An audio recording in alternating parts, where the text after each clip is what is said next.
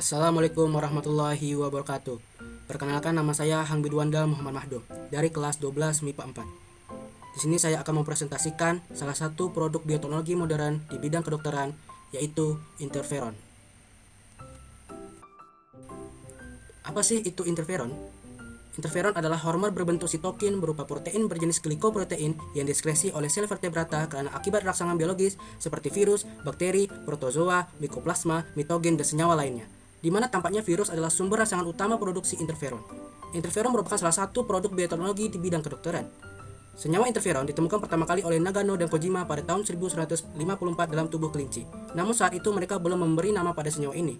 Istilah interferon sendiri pertama kali diperkenalkan pada tahun 1957 setelah Ali Isaac dan Jan Lindemann berhasil mengisolasi molekul yang serupa dari sel ayam dengan menemukan suatu zat yang membantu sel lainnya menolak infeksi virus. Zat tersebut kini disebut dengan interferon. Jenis dan sifat dari interferon. Secara umum terdapat 3 jenis kelas interferon, yaitu alfa, beta, dan gamma. Yang pertama, interferon alfa dihasilkan oleh leukosit dan berperan sebagai molekul antiviral. Penggunaan interferon alfa untuk perawatan penderita hepatitis B dan hepatitis C dapat menginduksi hipotiroidisme atau hipertiroidisme, tiroiditis, maupun disfungsi kelenjar tiroid. IFN atau interferon alfa memiliki efek anti-proliferatif dan antifibrosis pada sel mesenkimal. Yang kedua, interferon beta dihasilkan oleh fibroblast dan dapat bekerja pada hampir semua sel di dalam tubuh manusia. Yang ketiga, interferon gamma dihasilkan oleh limfosit sel T pembantu dan hanya bekerja pada sel-sel tertentu seperti makrofaga, sel endotelial, fibroblast, sel T sitotoksik, dan limfosit B. Sini saya akan menjelaskan sedikit salah satu jenis-jenis obat interferon. Yang pertama, interferon alfa 2A.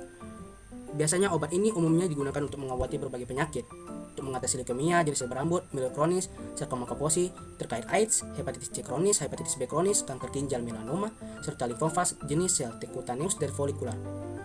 Yang kedua, interferon alfa 2B untuk mengatasi kondyloma acuminata atau kutil kelamin, leukemia sel berambut, leukemia mielokronis, hepatitis C kronis, hepatitis B kronis aktif, melanoma, sarkoma kaposi terkait AIDS, tumor karsinoid, limfoma folikular, dan multiple myeloma. Yang ketiga, interferon beta 1A biasanya digunakan untuk mengatasi multiple sclerosis. Yang keempat, interferon beta 1B juga biasa digunakan untuk mengatasi multiple sclerosis kambuhan. Sifat dari interferon alfa dan interferon beta serta interferon gamma. Yang pertama, nama lain dari interferon alfa yaitu leukosit interferon atau tipe 1.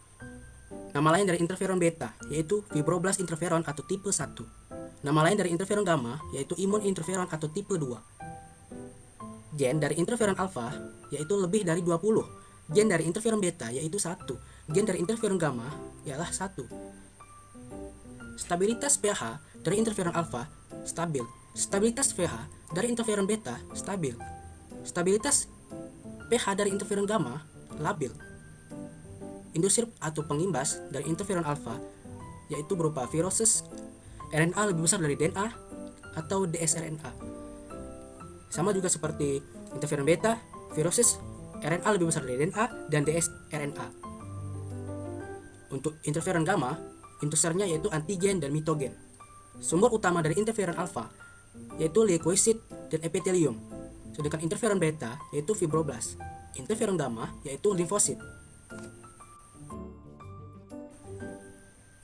Yang ketiga, mekanisme dan cara kerja dari interferon. Interferon ini bisa digunakan dengan rekayasa genetik, yaitu dengan menyisipkan gen dari sel yang diserang virus ke dalam plasmid E. coli, atau biasa juga dengan teknik transplantasi gen. Sebelum ada rekayasa genetika, sel manusia merupakan sumber interferon. Namun sel manusia ini sangat sulit untuk dikembangbiakkan. Interferon tidak secara langsung membunuh sel virus atau sel yang bersifat kanker, tetapi interferon menaikkan respon sistem imun dan mengurangi pertumbuhan sel-sel kanker. Berikut adalah skema dari mekanisme dan cara kerja interferon. Virus menginfeksi sel. Setelah itu, gen interferon virus masuk ke inti sel. Selanjutnya, sel membentuk molekul interferon. Setelah dia membentuk molekul interferon ini, lalu interferon ini masuk ke sel lain atau sel tetangga sebagai benda asing. selanjutnya dibawa ke interferon. Selanjutnya, interferon tersebut menstimulasi sel dan menyusun hingga memproduksi protein antivirus. Hingga akhirnya, jika ada sel baru yang ingin masuk, protein antivirus memblokir reproduksi virus tersebut. Jadi, virus baru tersebut tidak bisa masuk karena sudah diblokir oleh protein antivirus tersebut.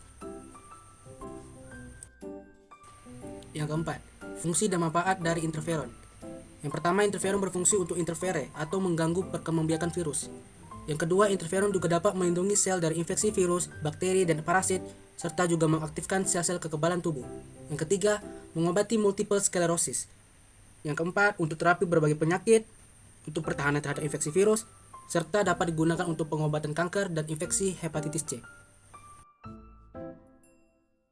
Yang kelima adalah efek samping dari interferon. Ternyata interferon memiliki efek samping. Salah satunya ialah penggunaan interferon dalam waktu yang lama akan menyebabkan turunnya daya lihat dan bahkan rontoknya rambut. Setelah itu munculnya gejala-gejala seperti flu, demam, menggigil, sakit kepala, dan nyeri-nyeri otot.